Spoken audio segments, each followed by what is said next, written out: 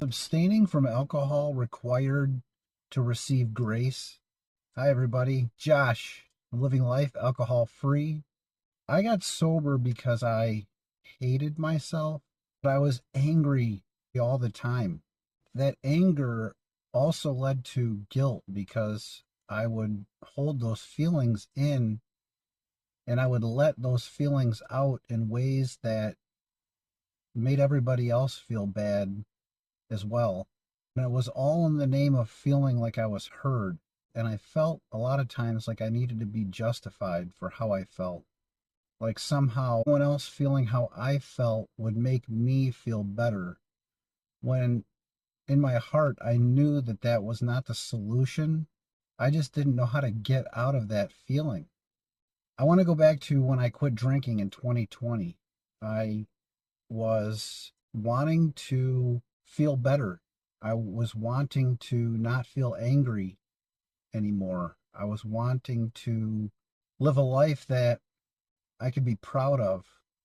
I wanted to receive grace and I wanted to feel that I could give myself grace. I wanted to be able to forgive myself for all the feelings that I had that I took out on others, took out on myself.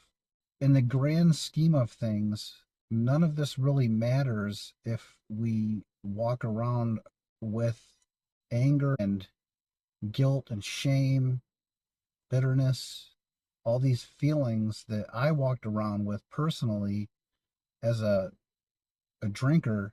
But when I was able to not drink anymore and just have 100% alcohol free, drug free life, I was able to take each life event, each thing that happens in a calendar year, in that first calendar year, and experience it. So there's really no winning in this situation if we're going to drink to try to quiet the voices, to drink away our own pain, to drink away the pain of others. Grace is not something that we earn. Do we need to be sober to receive grace? I don't think so. It has helped me in my life find the peace and the will to strive for better and not need to reach for something that's going to hold me back to quiet those voices.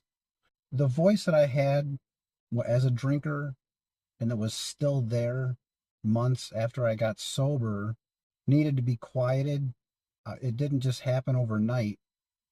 It took months, and in some cases, it took a year, 2 or 3 years to get to a point where I didn't have that little angel and demon on my shoulders, the one that says, "Hey, Josh, do this. It's okay. No one will care, and it's accepted." And you know, and this one over here saying, "Don't listen to that voice because it's a temporary fix. It's not going to solve your problems. It's really just going to make everything worse. Just ride this out. Have faith and believe. Don't drink. Don't do drugs. Things will be okay." I eventually was able to listen to this voice and let go of this voice. I've been living like that for about a year and a half now, and it's so much better. It's so much more peaceful. I do have my sobriety to thank for that. I have God to thank for that. My community, I have to thank for that. You, my audience, I have to thank for that.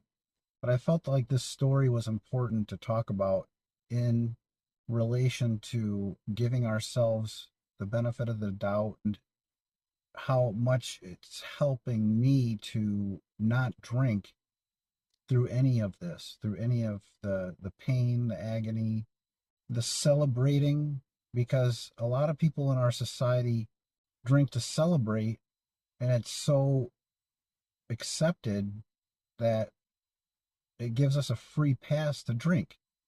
I don't necessarily think that that's a good thing, you know? I'm just under the impression after being sober for 4.5 years that to give grace, to get grace, I need to be my best. And to be my best, I need to just not drink or do drugs or do any of the things that really that hold me back. Anger was a big one for me. once I was able to give myself grace through sobriety, I've been able to improve my life. Well, that's just the story I had for you today. If you found any value in this video, like and subscribe to my channel. Come on over. I'd be truly honored. And I'm going to keep making these videos for you. And we're going to keep on going with this. I have a sobriety group I'll pin down in the comments section. Come on over. Hope to see you there. Have a great day, everybody.